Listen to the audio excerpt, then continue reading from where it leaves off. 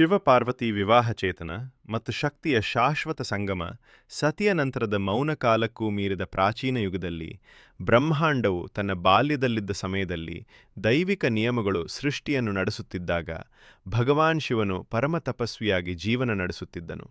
ನಿಷ್ಕಾಮ, ಮೌನ, ಆಳವಾದ ಧ್ಯಾನದಲ್ಲಿ ಲೀನನಾಗಿ. ಅವನ ಮೊದಲ ಪತ್ನಿಯಾದ ದೇವಿ ಸತಿಯ ತ್ಯಾಗವು ಶಿವನ ಹೃದಯವನ್ನು ಆಳವಾಗಿ ಆಘಾತಗೊಳಿಸಿತು. ಆ ದುಃಖದ ಬಳಿಕ ಶಿವನು ಲೋಕ ಸಂಬಂಧಗಳಿಂದ ದೂರ ಸರಿದು ಹಿಮಾಲಯಗಳಲ್ಲಿ ತಪಸ್ಸಿನಲ್ಲಿ ತೊಡಗಿಕೊಂಡನು. ಶಿವನ ಕ್ರಿಯಾತ್ಮಕ ಸಾನ್ನಿಧ್ಯವಿಲ್ಲದೆ ಬ್ರಹ್ಮಾಂಡದ ಸಮತೋಲನ ಕದಡಿತು. ಅಂಧಕಾರ ತಲೆ ಎತ್ತಿತು. ಅಸುರರು ಬಲವಂತರಾದರು. ದೇವತೆಗಳು ಚಿಂತೆಯಲ್ಲಿ ಮುಳುಗಿದರು. ಪಾರ್ವತಿಯ ಜನನ ಬ್ರಹ್ಮಾಂಡದ ಸಮತೋಲನವನ್ನು ಮರಳಿ ಸ್ಥಾಪಿಸಲು ದೇವಿ ಸತಿ ಪಾರ್ವತಿಯಾಗಿ ಪುನರ್ಜನ್ಮ ಪಡೆದಳು. ಅವಳು ಪರ್ವತಾಧಿಪತಿ ಹಿಮವಾನ್, ಗಿರಿರಾಜ್ ಮತ್ತು ರಾಣಿ ಮೆನಾವತಿಯ ಪುತ್ರಿಯಾಗಿ ಜನಿಸಿದಳು. ಬಾಲ್ಯದಲ್ಲೇ ಪಾರ್ವತಿಯಲ್ಲಿ ಅಪರೂಪದ ಶಾಂತಿ ಮತ್ತು ಆಧ್ಯಾತ್ಮಿಕ ಆಳತೆ ಕಾಣಿಸಿಕೊಂಡಿತು. ಇತರ ಮಕ್ಕಳು ಆಟವಾಡುತ್ತಿದ್ದಾಗ ಅವಳು ಧ್ಯಾನದಲ್ಲಿ ತೊಡಗುತ್ತಿದ್ದಳು. ಆಭರಣಗಳನ್ನು ನೋಡುವ ಬದಲು ಶಿವನು ವಾಸಿಸುವ ಹಿಮಶಿಖರಗಳತ್ತ ಅವಳ ದೃಷ್ಟಿ ನೆಟ್ಟಿತ್ತು.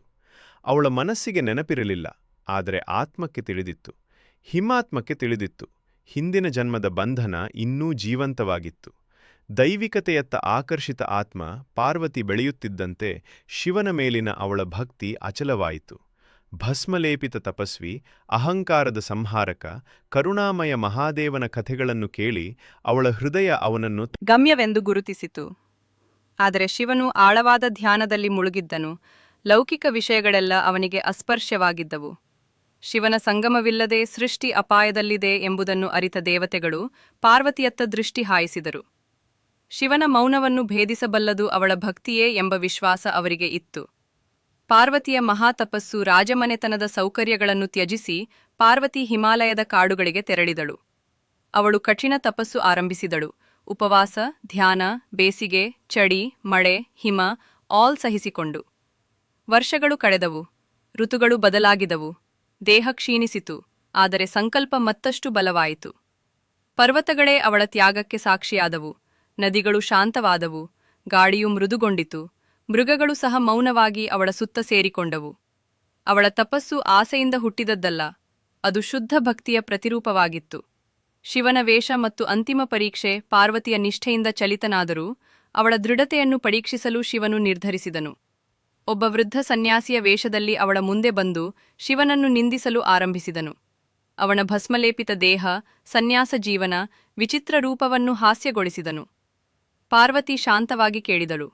ನಂತರ ಪ್ರೇಮಿಯಾಗಿ ಅಲ್ಲ, ಭಕ್ತಿಯಾಗಿ, ಜ್ಞಾನ ಮತ್ತು ಗೌರವದಿಂದ ಶಿವನ ನಿಜ ಸ್ವರೂಪವನ್ನು ಸಮರ್ಥಿಸಿದಳು. ಅದೇ ಕ್ಷಣದಲ್ಲಿ ವೇಷ ಅಳಿದು ಹೋಯಿತು.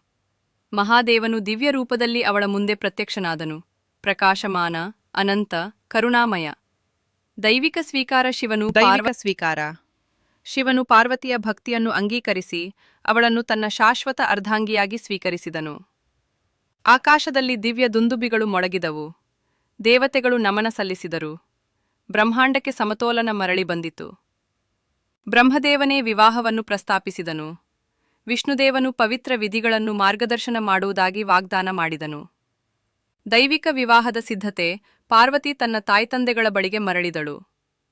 ಹಿಮಾಲಯದ ರಾಜ್ಯದಲ್ಲಿ ವಿವಾಹ ಸಿದ್ಧತೆಗಳು ಆರಂಭವಾದವು. ಪರ್ವತಗಳು ಪುಷ್ಪಗಳಿಂದ ಅರಳಿದವು. ನದಿಗಳು ಹೆಚ್ಚು ಹೊಳೆಯಲಾರಂಭಿಸಿದವು. ವಾತಾವರಣದಲ್ಲಿ ದಿವ್ಯ ಸುಗಂಧ ತುಂಬಿತು. ಆದರೆ ರಾಣಿ ಮೆನಾವತಿ ಆತಂಕಗೊಂಡಳು.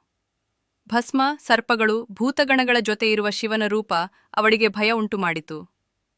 ನಾರದ ಮತ್ತು ದೇವತೆಗಳು ಶಿವನ ನಿಜ ಮಹಿಮೆಯನ್ನು ವಿವರಿಸಿದರು. ನಿರಾಕಾರ ಅನಂತನು ಪ್ರೇಮಕ್ಕಾಗಿ ರೂಪಧರಿಸಿದ್ದಾನೆ ಎಂದು. ಶಿವನ ವಿವಾಹ ಮೆರವಣಿಗೆ. ಶಿವನ ಮದುವೆ ಮೆರವಣಿಗೆ ಅಪೂರ್ವವಾಗಿತ್ತು. ಗಣಗಳು, ಯೋಗಿಗಳು, ಭೂತಗಳು, ದೇವತೆಗಳು, ಋಷಿಗಳು ಎಲ್ಲರೂ ಅವನ ಜೊತೆ ಬಂದರು. ಆಕಾಶ ದಿವ್ಯ ಸಂಗೀತದಿಂದ ಕಂಪಿತವಾಯಿತು. ಭೂಮಿ ಆನಂದದಿಂದ ನಡುಗಿತು. ಈ ಅಸಾಮಾನ್ಯ ಮೆರವಣಿಗೆ ಶುದ್ಧ ಅಶುದ್ಧ, ಬೆಳಕು ನೆರಳು ಎಲ್ಲ ಅಸ್ತಿತ್ವಗಳ ಸ್ವೀಕಾರವನ್ನು ಪ್ರತಿನಿಧಿಸಿತು. ಶಿವ ಪಾರ್ವತಿ ವಿವಾಹ ಪವಿತ್ರ ಕ್ಷಣದಲ್ಲಿ ವೇದಿಕ ವಿಧಿಗಳ ಮೂಲಕ ಶಿವ ಮತ್ತು ಪಾರ್ವತಿ ಒಂದಾದರು. ಅಗ್ನಿ ಸಾಕ್ಷಿಯಾದನು. ದೇವತೆಗಳು ಮಂತ್ರಘೋಷ ಮಾಡಿದರು. ಬ್ರಹ್ಮಾಂಡ ಕ್ಷಣಕಾಲ ಸ್ತಬ್ಧವಾಯಿತು. ಪಾರ್ವತಿ ಶಕ್ತಿಯಾಗಿ ಪರಿವರ್ತಿತಳಾದಳು. ಶಿವನು ಶಿವಶಕ್ತಿಯಾಗಿ